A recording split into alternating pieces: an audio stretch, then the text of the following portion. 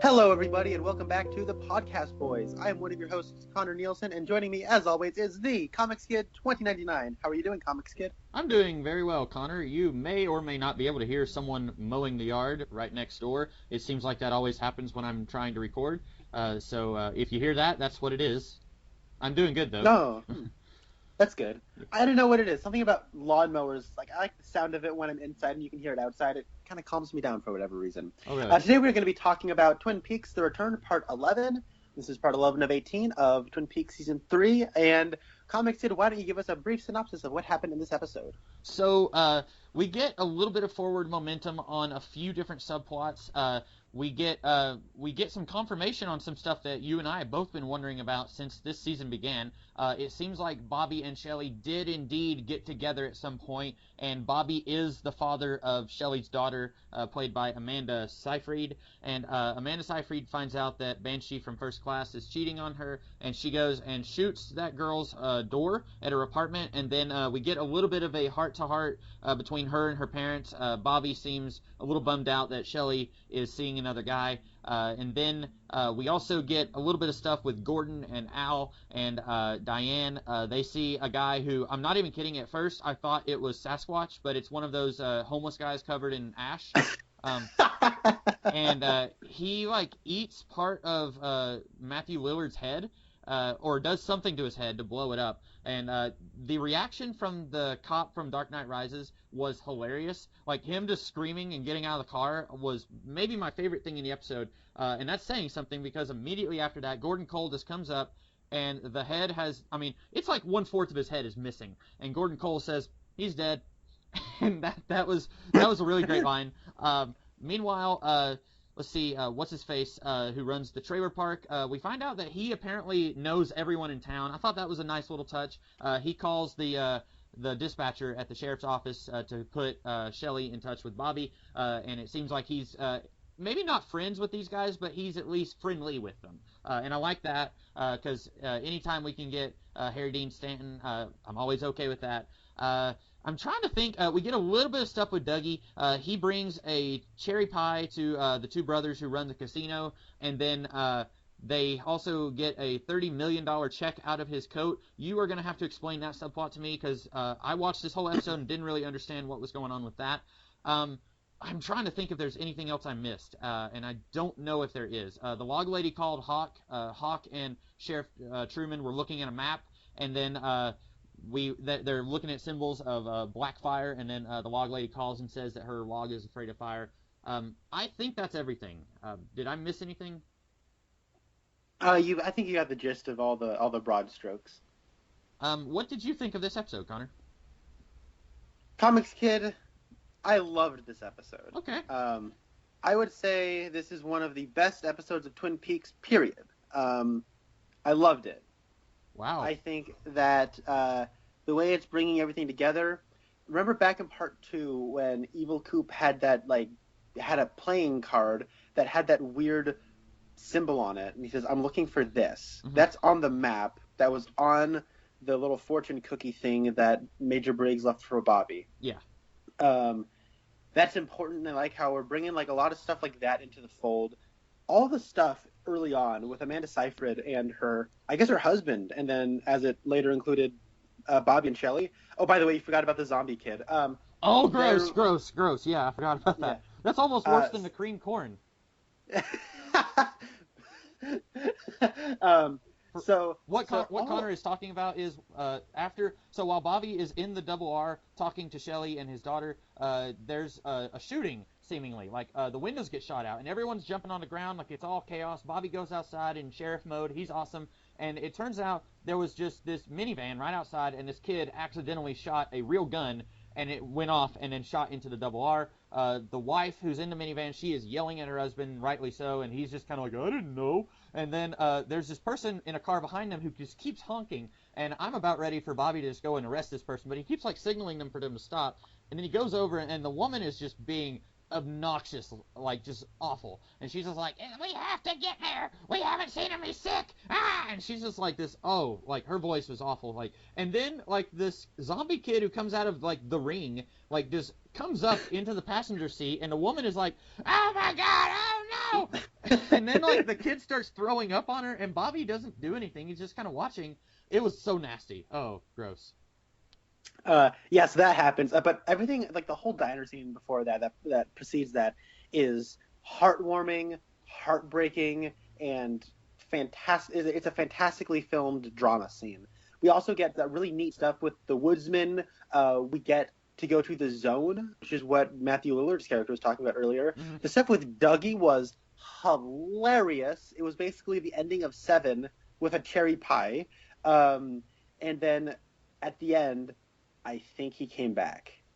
And that whole final scene was like just one big tease, but it was like time stopped and I was in heaven. I'm a little surprised that you didn't quite get that. I feel like Dougie's boss just kind of explained it all. I think all the clues are coming together, the way it's kind of progressing, all the plots too. We get, some really interesting stuff with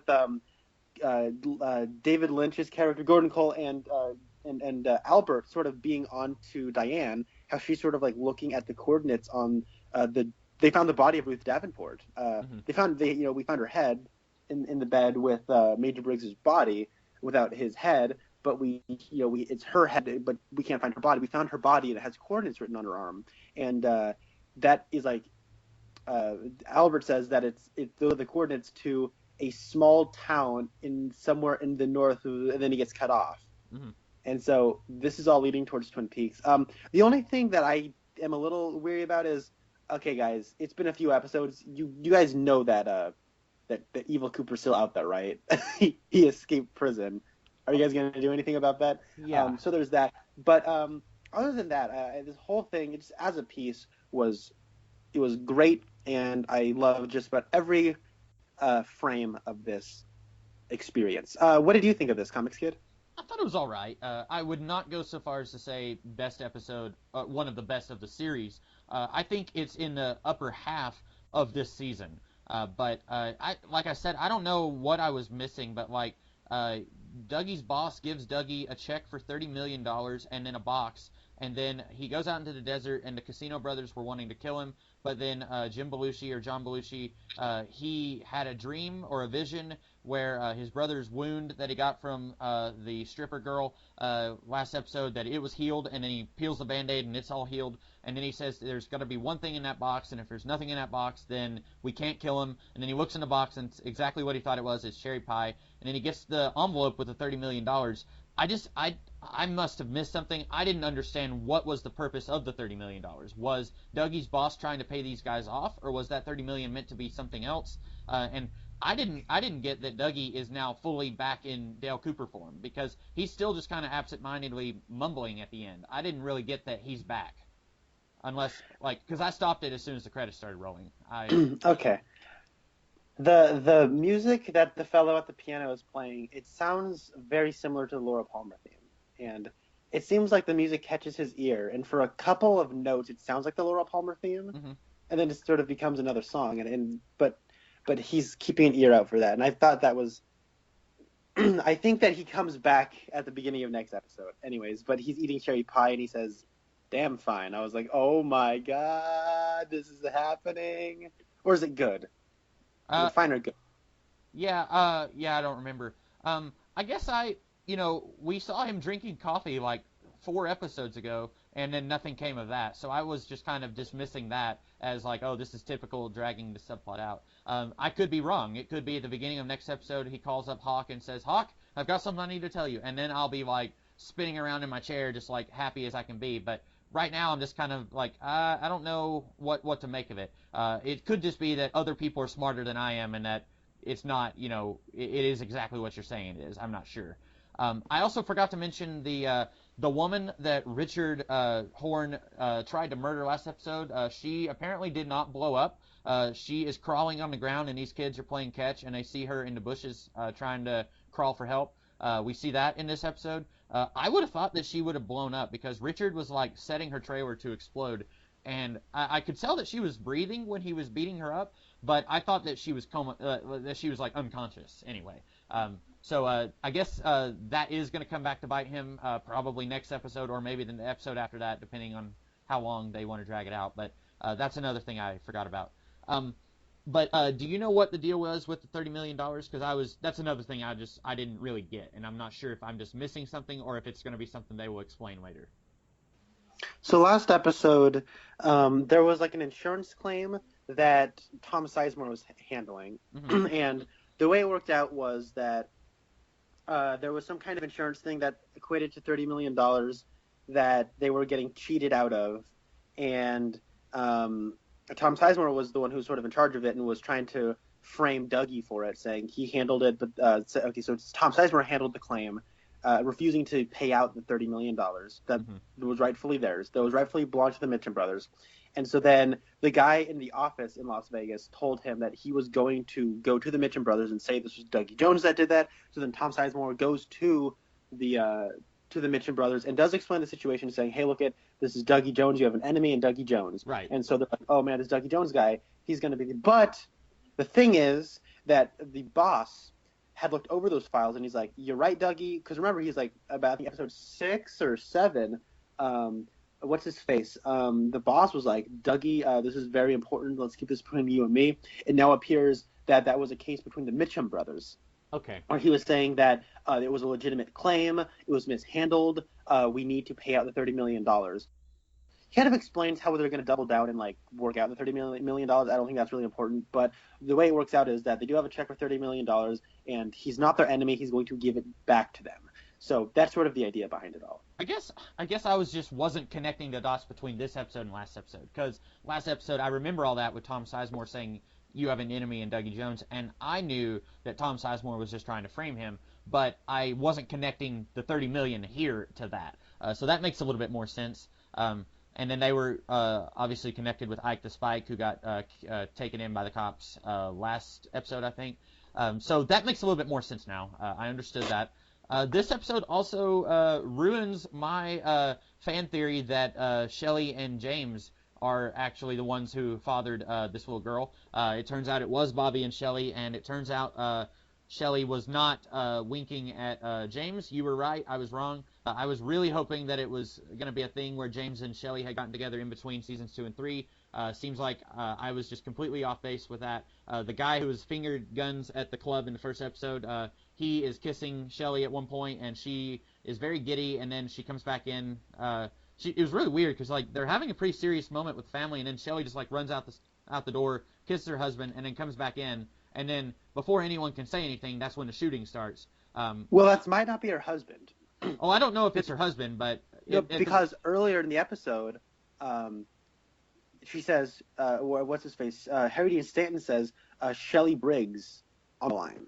Right. I just meant that she's with this guy, not necessarily married, but like they are together in some way, in some capacity. But I was kind of I wouldn't say I was heartbroken, but I was really hoping that she and James had been together at least in some capacity. But sadly, no. It's weird. We've only had James in one scene of this entire revival. Yeah, and like the way the promotional material, well, really the way the promotional material was playing it, you could very easily be forgiven for thinking that all of the guys from the first series were going to be playing a major role in this series. But so far, not really. Like Gordon Cole is playing a bigger role in this season than just about all of the main characters from the previous series. Like I would say Gordon Cole has a bigger part so far than Hawk. And you know, Hawk was a huge part, or at least Hawk was a bigger part than Gordon Cole was in the previous series. Gordon Cole plays a bigger role than Nadine or Jerry Horn or Dr. Jacoby, and like those guys are just cameos so far. So it's really weird how everything will be. I don't know. Like you look at the promotional material and you're thinking like, oh, Shelley and Norma are going to play a huge part, and so far this is the most Shelley has been in an episode. Oh, right. Also, I feel like Norma, like most of her scenes, just consist of her sitting at that same booth looking at like mail. Mm-hmm. Yeah, so far, and I mean, like she's kind of here. She's kind of like disapprovingly looking at what's going on with Shelley and her family. Like, I have a feeling if the place didn't get shot up, Norma probably would have taken Shelley aside and said, "Hey, your ex-husband or maybe your husband, I don't know. Like, I'm getting the feeling that maybe Bobby and Shelley are separated, but they're not fully divorced yet." I think they are divorced because she's not wearing a ring. Oh, okay. I didn't notice Well, that. okay, at least he's not wearing a ring. She has a ring on her middle finger. Okay. So yeah, no. So the way that whole scene plays out. Sorry to interrupt you, but it is that scene is really cool because Lynch, when he's directing the scene, knows the expectations.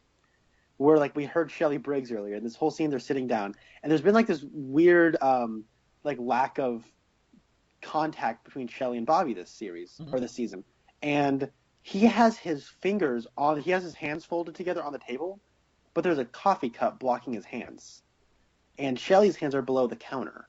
Okay. And the way the scene plays out, right when Balthazar Getty shows up, he's the guy who gave her the finger guns at the beginning of the season, and also is the weird magic guy with the dime. Yeah. He shows up, and then all of a sudden she gets up, and you see a ring on her middle finger, and you're like, wait, hold on now. And then she leaves, and then you see Bobby's hands afterwards, and there's no rings on his hands.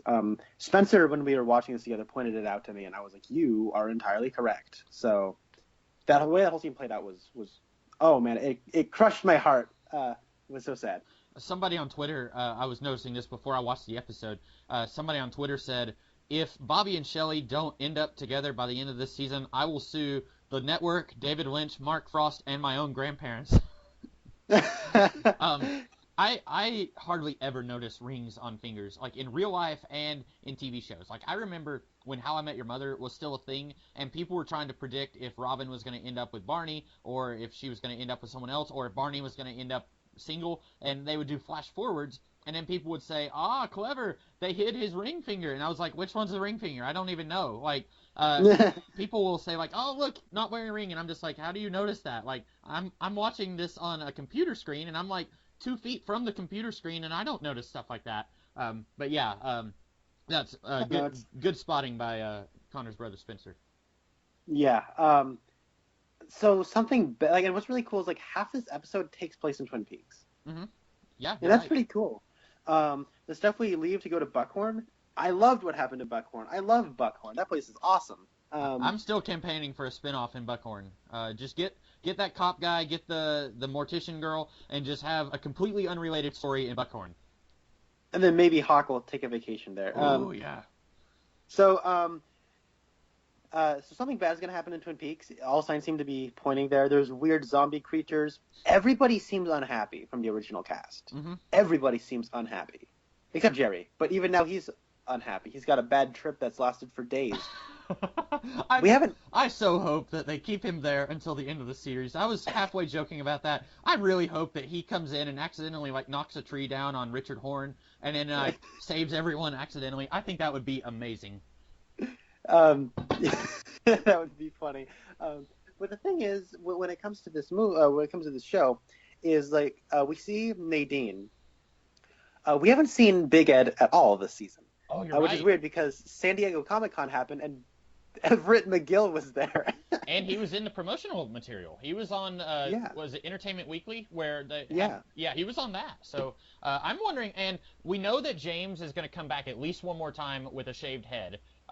I'm pretty sure that the lady who played Audrey is going to be in at least one episode, because I remember before we got any of that promotional material, she was tweeting about being in the return.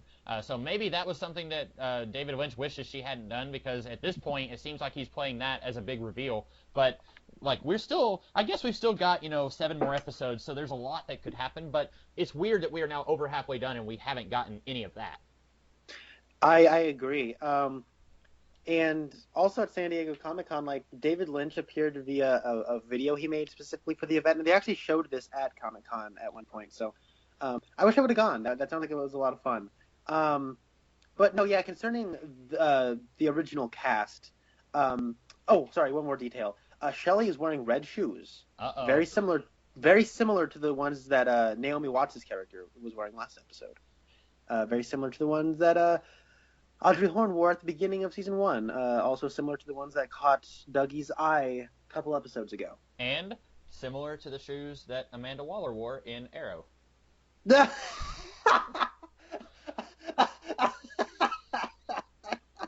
I don't have anything useful to submit here, so I'm just doing that. You had my ear for a good like half of that second. I was hoping that I would sound really sincere, and then like, oh nope, just kidding. It's an Arrow comment.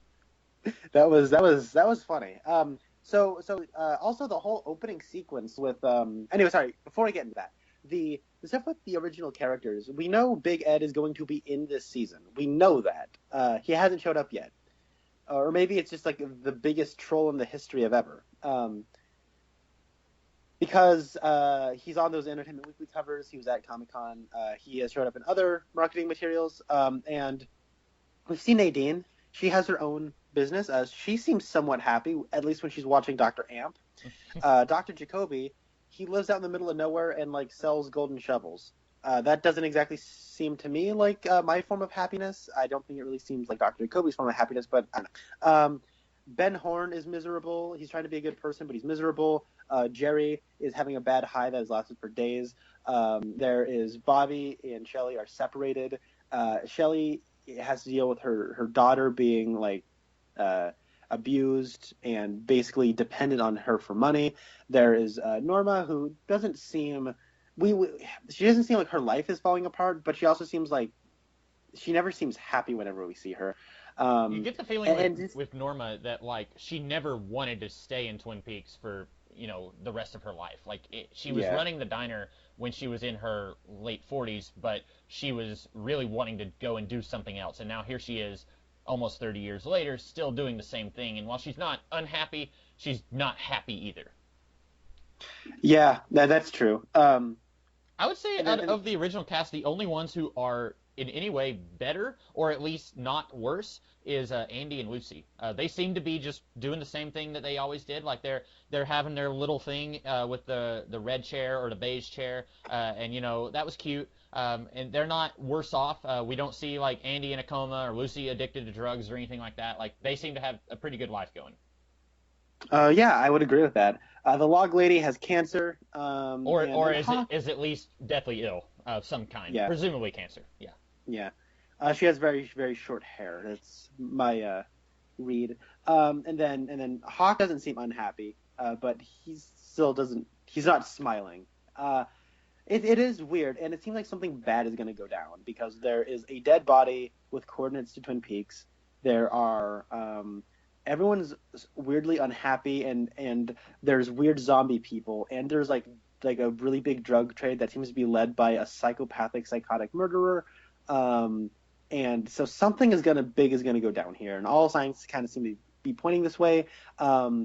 And all the while, like this whole thing seems to be led along by the residents of the Black Lodge. Like before leaving for the meeting with the Mitchum brothers, Dougie sees the one-armed man appear in a store that's leading him there. That's what leads him to buy the cherry pie. So this whole thing is still enigmatic, and it's stringing us along, but it's stringing me along in a way that I'm confident and I trust the storytellers know where they're going. Yeah. I think talking to you about it is making a few more things a little bit more clear to me. I saw the one-armed man gesturing for Dougie to enter that room, but I wasn't connecting that he got the pie from there. I don't know why. That makes a lot more sense to me now than what I was thinking. For some reason, I was thinking that Dougie's boss gave him that box. It makes so much more sense that Dougie went in there and got the pie. And then, of course, that connects to the vision that the Belushi brother has. Yeah, I think that this is one of those episodes where I didn't feel too strongly about it when we first started talking about it, but the more we talk about it, the more it's clicking with me. I wouldn't say it's one that I enjoyed per se, but it is clicking more, and I'm understanding more of what this episode was doing. I see. I want to talk about like the opening half, all the stuff with so we see Banshee from First Class. Yeah. He's still in the hotel with the woman he's cheating on his wife with. Mm-hmm. We've seen that actress before. Really? What was? I saw her just for a brief second. What was she in? In Twin Peaks, right? Yeah. What? I'm trying to think. It's gonna be. Is it one of the play bunnies from the Las Vegas hotel? Nope. Who is it? It is Donna's younger sister who played the piano. What? Is this the same character? It might be. Are you pulling my leg? No, I'm not. That's the same actress. Holy cow! Oh wow, I need to look this up right now. What was her name? It started with a P, didn't it? I'm looking her up right now. Donna Hayward's piano sister. Okay, anyway. Investigative podcasting right here, ladies and gentlemen. Okay, Gersten Hayward? That wasn't her name, was it? That was the youngest of three. I think the youngest one was the piano player. Okay, I didn't know her name was Gersten. What's the actress's name? The actress's name is, dang, I just had it. Alicia Witt. Alicia Witt. Yeah, that's the actress. She was also in Dune. She was Yes. Paul's younger half-sister, who was like 4 at the time of that movie. Like, she was really young there. Yeah. And she spoke with a demon voice. Yep. Here, according to the wiki, yeah, it's the same character. That is insane. It doesn't have anything like on the character biography. Apparently, it's 1 appearance in season 2 and 1 appearance in The Return, part 11. That is insane. Wow. So all that's cool, right? Mm-hmm.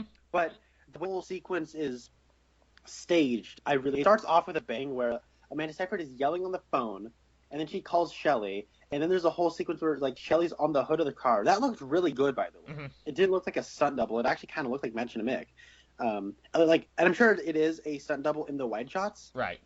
But it looked very good. And what I really like about David Lynch's filming style is, I call it hyperrealism. I know everyone goes to surrealism, but I've always seen his work as more hyperrealist in a lot of ways, Mm-hmm.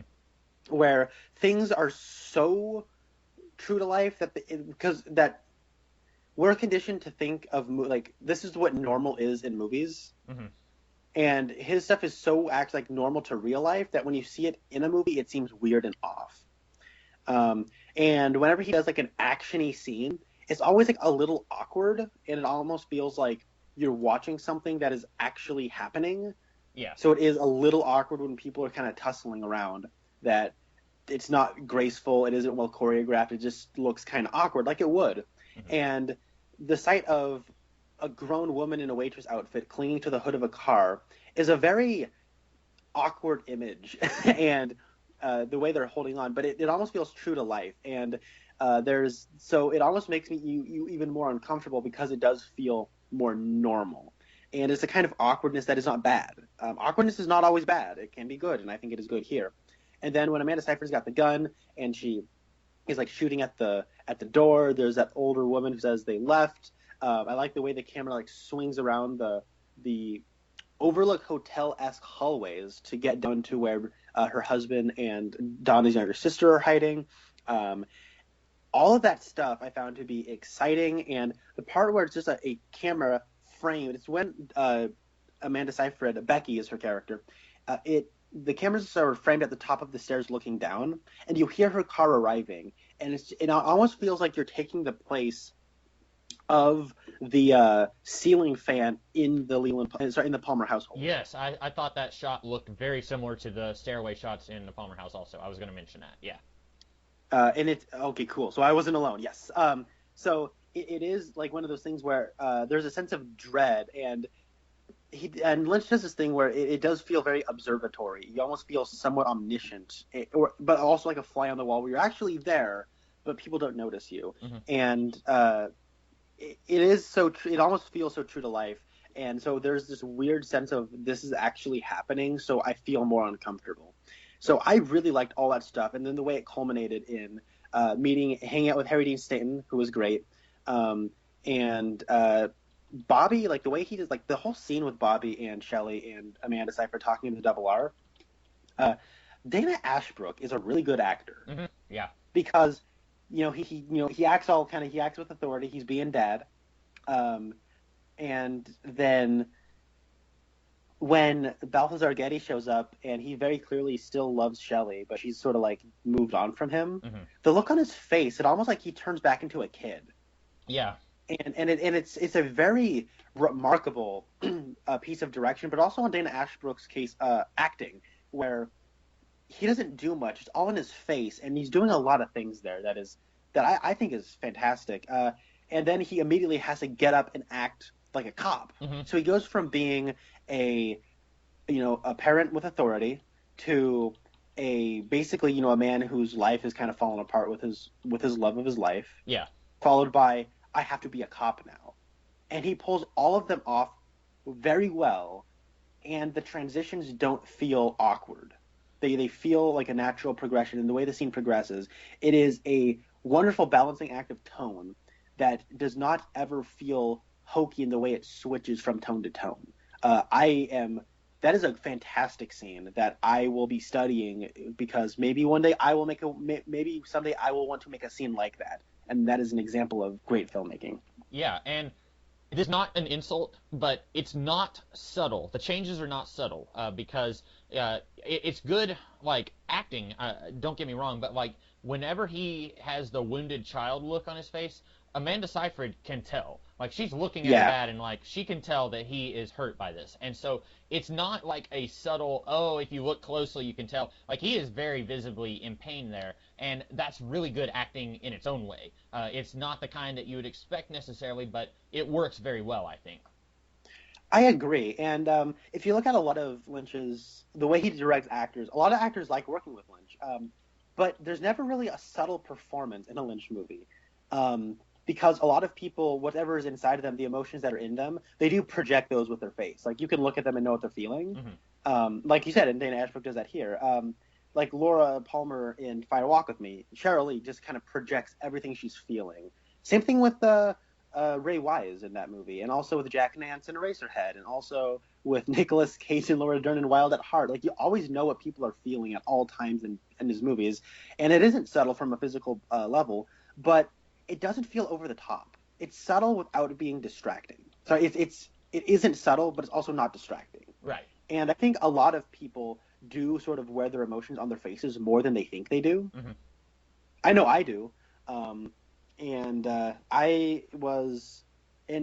I really like the performances here. And I don't know, it felt like I was watching a scene between my mom and my dad.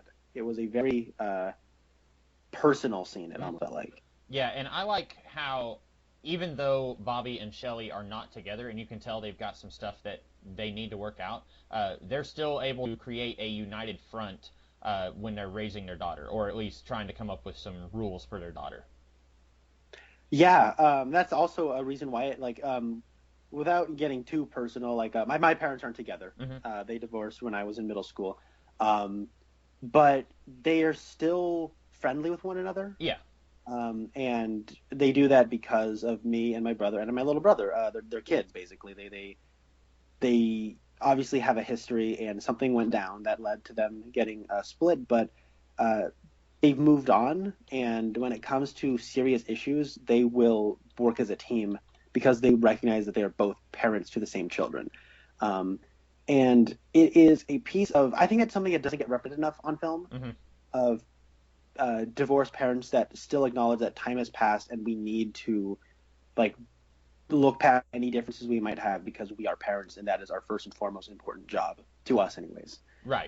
And in that way, like you said, it feels very real. It doesn't feel like I don't know what David Lynch's home life is like. I don't know if he's ever been divorced or if his parents were divorced, but it feels authentic. My creative writing professor I had in college, this used to drive me insane, but he would say, write what you know. If you don't know from experience about living in a divorced home or a home of divorce, then you don't need to try and incorporate that into your story. Now, I disagree with that to an extent, but I do think that it offers a good it's good advice at least to follow at least temporarily, like when you're first starting out. Yeah, I agree. And also I think David Lynch has been divorced 4 times. Oh, okay, so then he does know, Yeah. so it shows here, and I think that that's good. I guess what I'm saying about the write what you know is it can be limiting, because if you don't know a lot of stuff about life, if you don't have a lot of life experiences, then it limits what you can incorporate into your stories. But don't try to write something like what his main thing was, like, don't write from your knowledge of movies. If you only know like cops from movies and TV, then you're only going to be incorporating lots of cop cliches into your cop story. So he was saying, you need to write from experience, and I think that's where he's coming down. My creative writing professor, that is. Yeah, I think that it comes across very authentic here. Anything that you wanted to talk about this episode? Well, like I said, I'm kind of disappointed that Shelley wasn't with James. I was reading it one way, and you were telling me I was wrong, and I was thinking, I don't know, maybe we'll see, and then I was wrong. I do like that we get a scene with Bobby and Shelley and their daughter, because up until now we've gotten to see the daughter very little. We've gotten to see the daughter about as much as we've gotten to see Norma, and we hardly ever got to see her interact with Shelley. We haven't gotten to see Bobby and Shelley at all together, and so that was all really cool. We did get to hear Lucy, but we didn't get to see her or Andy, but they haven't been doing a whole lot as far as plot stuff, so that was okay. I'm just blown away that that was Donna's sister. I guess David Lynch and Mark Frost were thinking if they can't get Donna back, they're going to bring one of the Hayward girls in, and she's going to be just as horrible as her sister was. They're pulling one of them out of the cellar. Yeah. Oh man, that is crazy. I wonder because. See, I know there are people who are watching this season who have not seen the original series. I follow a guy on Twitter who he's been talking about how much he loves this season, and he only just started watching the original series. So there are people out there who there's layers like that are not going to make sense to people who did not watch the original series, and they won't make sense to me because that girl appeared for about 3 seconds, and I did not recognize her because she was quite a bit younger in the original series. But that's crazy. I didn't recognize her either. Mm-hmm. It was when the cast was going by that I saw Hayward and I went, whoa, whoa, whoa. Hold the phone. That's crazy. Wow. I really hope they at least mention that is a Hayward girl and they don't just like let that be a little visual joke, because that would be amazing. It would be. Let's talk about Hawk, because God bless you, Hawk! Dun, dun, dun, dun, dun, you know what?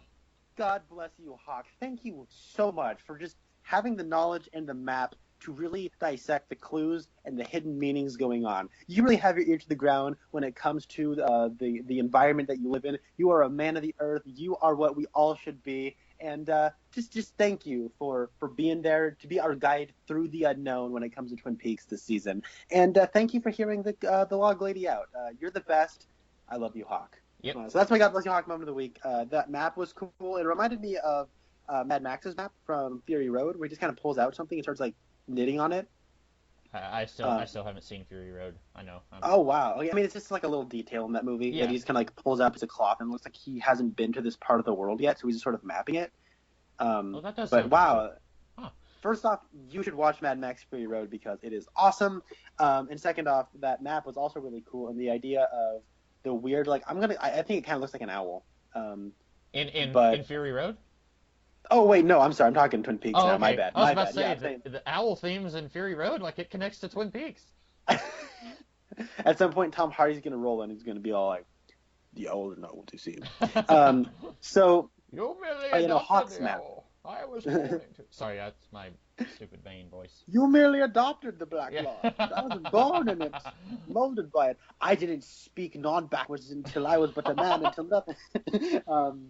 Anyways, but Hawk's map here, it has the owl thing that Cooper is apparently looking for, and they are sort of teasing us where Frank's like, Hawk, what's that? And he says, you don't want to know what that is. And then I'm thinking, I mean, he's the sheriff. He can just ask you again and you'll tell him, but whatever, okay. I also thought it was a little funny that he's like, this plus that equals that. And it's like, black plus fire, and so the sheriff said black fire, and he's like exactly, and I was thinking like, that wasn't that hard to decipher, like that was a pretty easy clue there.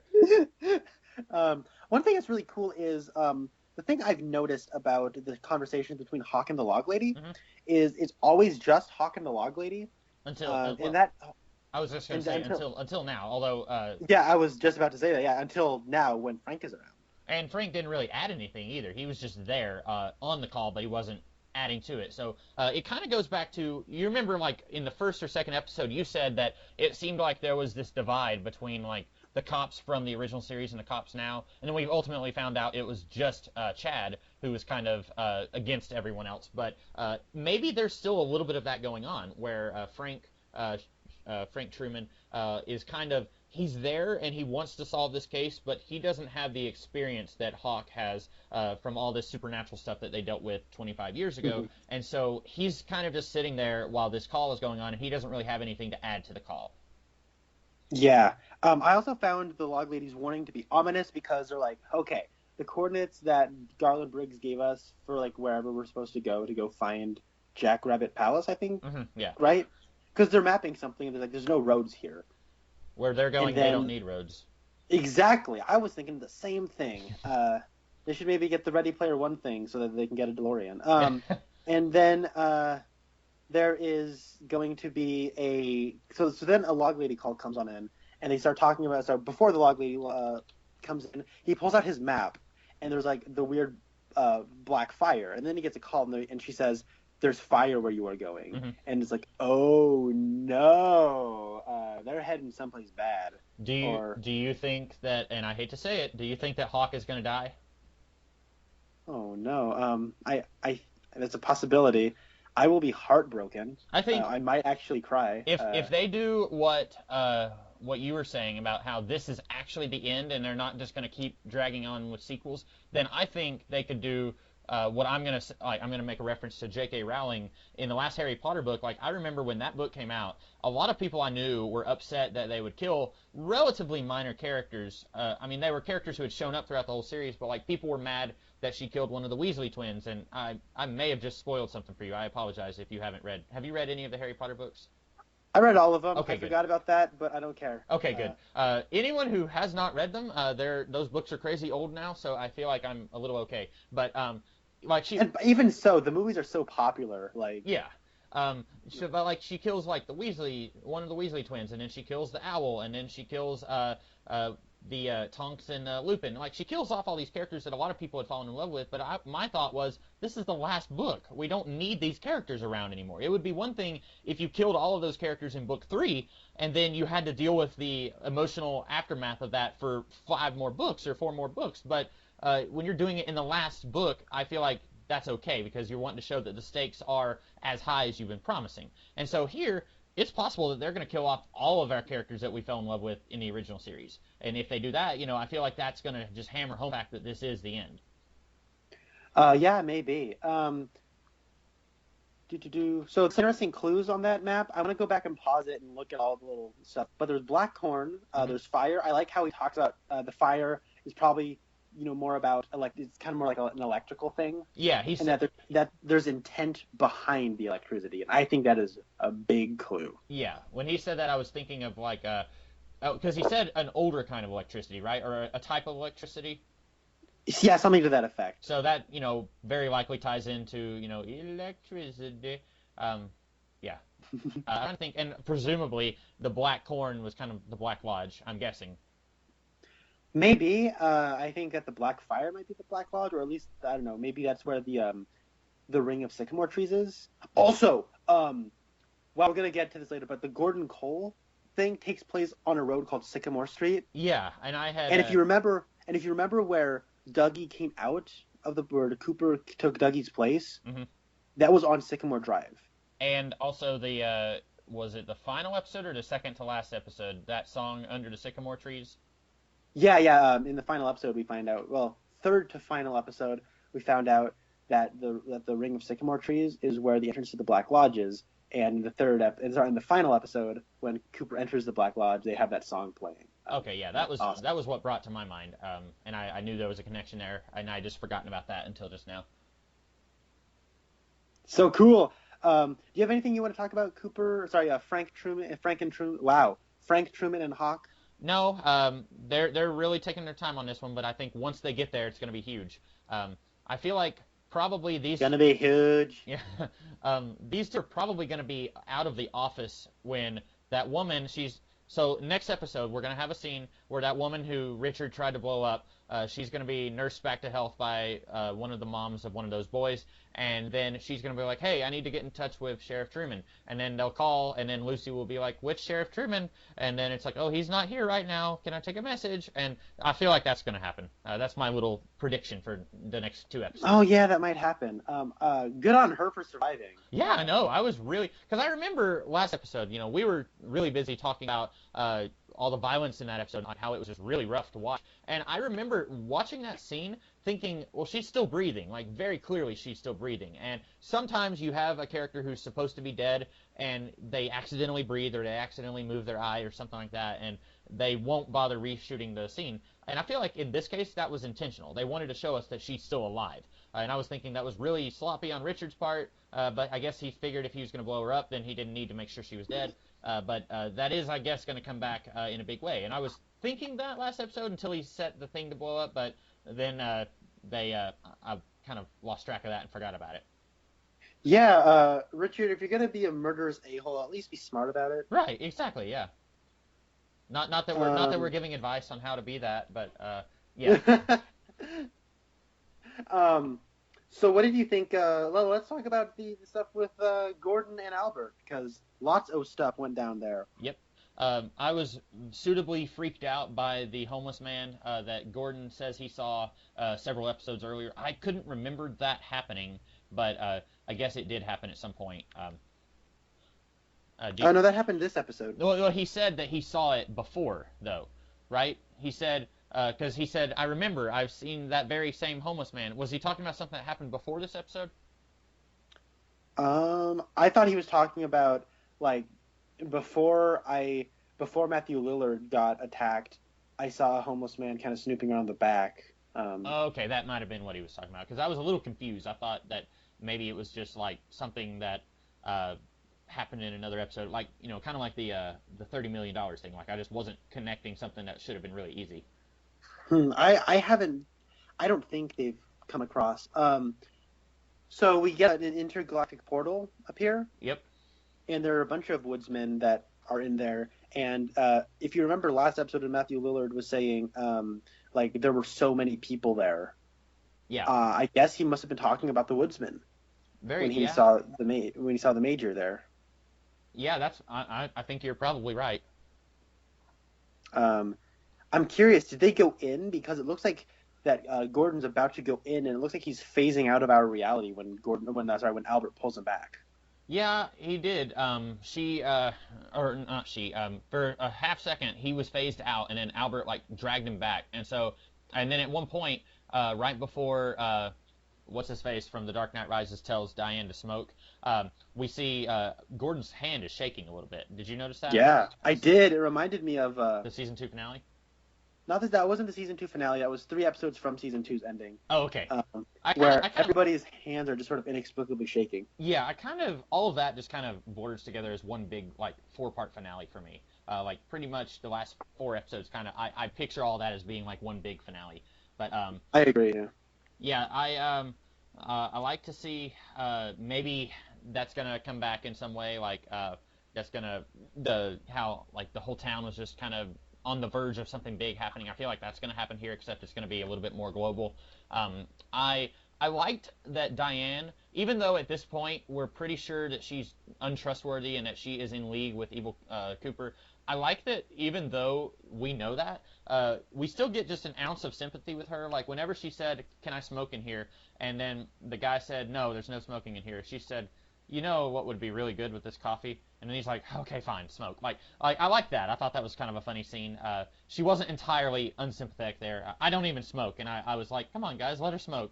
But I thought that was an amusing little scene. Yeah.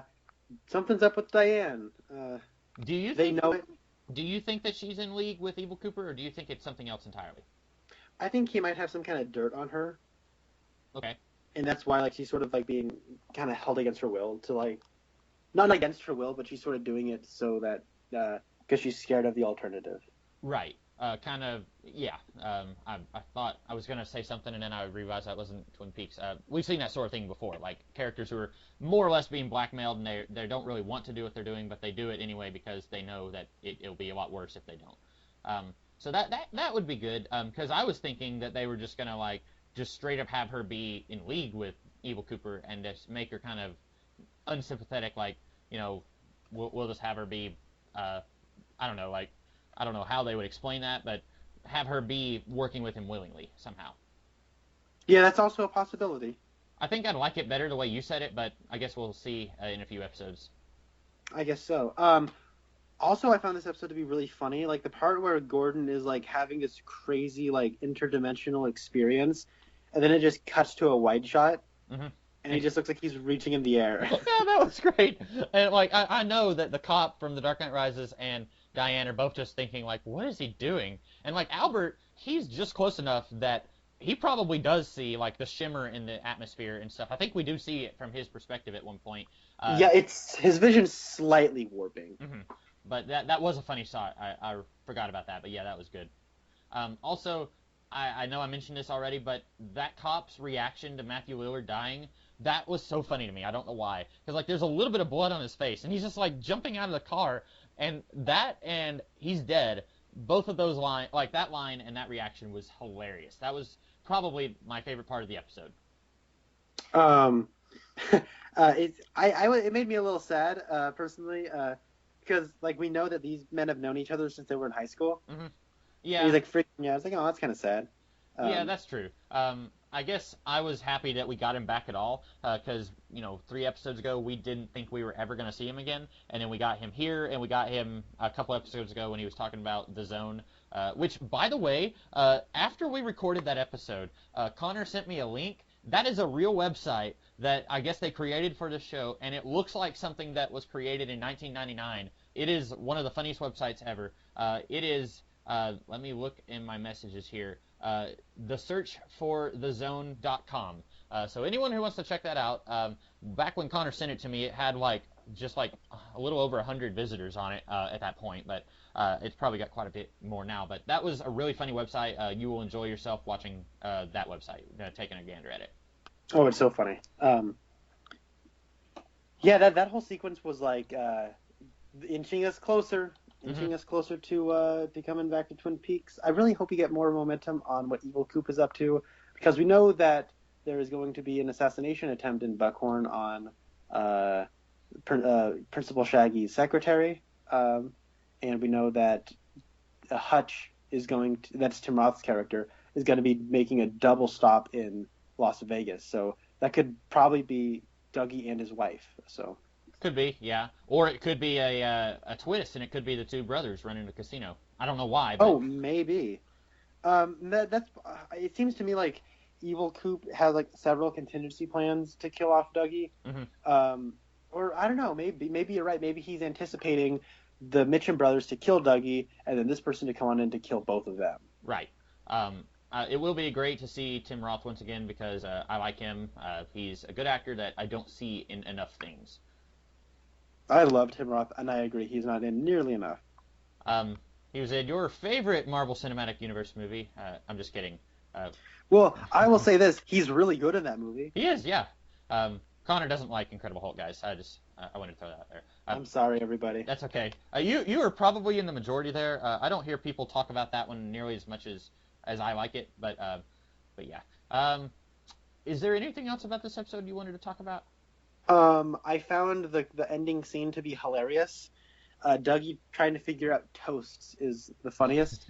I also like how the chauffeur has to like put Dougie's legs in the car. Yeah. And it's like, and it's not like given a whole lot of attention. And then like when they arrive in the desert, he like starts by like bringing his legs out first. And yeah. It was really funny. I also like. And there's also more stuff like, Dougie, please come in here. Come into my office, Dougie. And then you see like through the window, you see that office assistant like luring Dougie with the coffee like a dog. That's exactly what I was gonna say. Yeah. Funny. That was great, and you almost get the feeling that this guy has figured out this is how we have to get Dougie to do anything with coffee. Like he's been in the office, been back in the office less than a week, and this is how we get him to do anything now. I thought that was pretty clever on that guy's part, and also just really funny. Yeah, and then there's also that one wide shot that was really funny. There were several other moments that I could not stop laughing. I found this to be a very funny episode. I guess last episode kind of put a bit of a damper on my enjoyment of the season. I thought last episode, not a bad episode, but you said it best when you said it was rather unsavory. Mm-hmm. And it just kind of like put me in a bad mood. And not in like a bad, I mean, it put me in a downer mood, but not in like a good way. Mm-hmm. And I guess all week I just wasn't that excited for this particular episode, and then I saw it and I was like, I am back on board.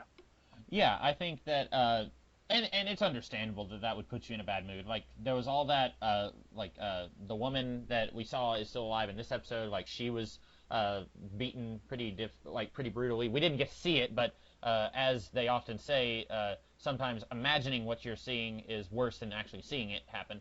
And then we got to see him threaten his grandmother. We got to see Banshee threaten Shelley's daughter. So there was a whole lot of stuff that was just really not enjoyable to watch, very difficult to see happen. So this episode was a step up and a lot easier to watch. I agree. Also, it didn't have any Richard Horn, so that's probably a good thing. Yeah, and really at this point, I don't think anyone on the planet is wanting to see Richard Horn like survive. Like I think not only does he have to die, but he has to die in a very brutal, satisfactory way. Like it has to be just the most cathartic thing that anyone has ever seen. It's got to be like a Day of the Dead George A. Romero death, where he gets Yeah, ripped apart in like 5 different ways. maybe the zombie kid from that woman's car, him Ah. and the homeless guy are gonna be like doing like a wishbone thing, like from a turkey with Richard Horn. I would watch that. I would actually just keep that on a loop. Like anytime you're feeling down, like watch Richard Horn get torn apart. Yeah, I agree. I also thought that Jim Belushi and Robert Nepper were funny this time around. Hmm. I think they sort of overdid it last episode. Um, Well, and the weird stuff with like the Candy Girl, like it's still like probably my least favorite of the comedy stuff here. yeah, I don't know if it's meant to be funny or if it's meant to be foreshadowing something. Like they're overdoing it with her for sure. I actually liked the brothers last episode. Like they did this like fist bump thing from across the room last episode that really cracked me up. But and I love their cereal when they were eating cereal in this episode. I liked that a lot. But the girl, I definitely agree with you. Like I don't know what they're doing with her. I keep expecting like she is secretly working for Evil Cooper or something. If she ends up just being a really dumb girl who like can't even understand the concept of someone calls your name and you respond, like that's just going to be really disappointing.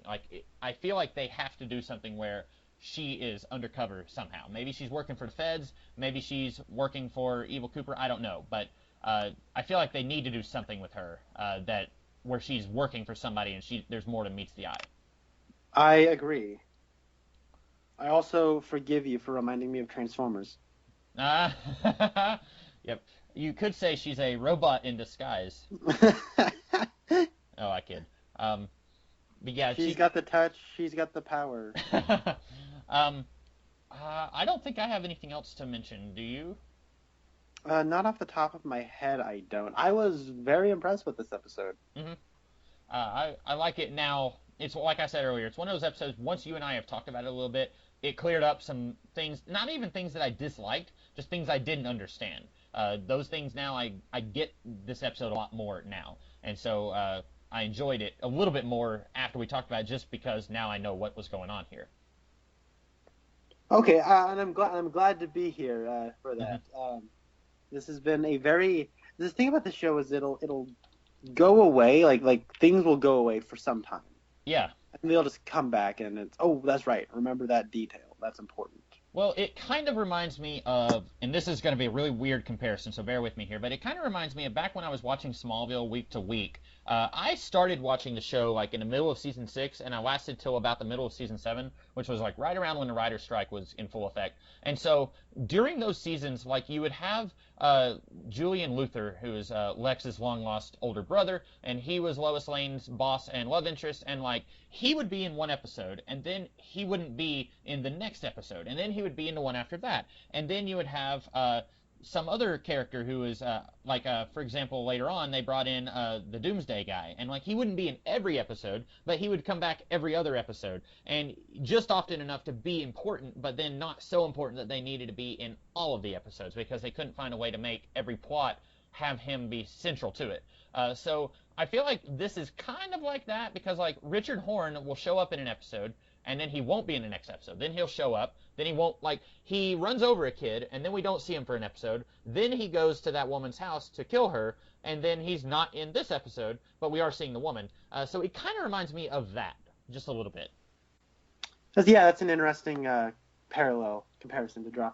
Uh, I do think this episode, I think structurally reminded me a lot of the original series Hmm. in the way it kind of jumps between all the different plots that we got going on. Yeah, I think so. And like you've said before, start off like in the old series, you start off early in the day, and then by the end of the episode, it would be in the evening, and that's to signify that that episode takes an entire day. And you've said that pretty much whenever we have a musical cue at the Roadhouse, that signifies that that's the end of a day. So I feel like that's something that we're gonna. It kind of reminds me of the old series too. All right, yeah. This is probably the one that reminded me the most of the old series. So Yeah, I'd say so because you're right. There is quite a bit of Twin Peaks, the town, in this episode. So I didn't really pick up on that when I was watching it, but then once you mentioned, it, I was thinking, oh yeah, there is quite a bit of the town here. did you have anything else you wanted to say? I don't think so. And I think I'm all out of ideas. Thank you guys very much for watching this episode of the Podcast Boys, or listening rather. Tune in next time where we are going to talk about Twin Peaks: The Return Part 12. As of Part 12, we will be 2/3 of the way through this journey. Yes, and I guess in the meantime, I am the Comics Kid 2099, And I am Connor Nielsen. and we will see you guys next week. Have a good one.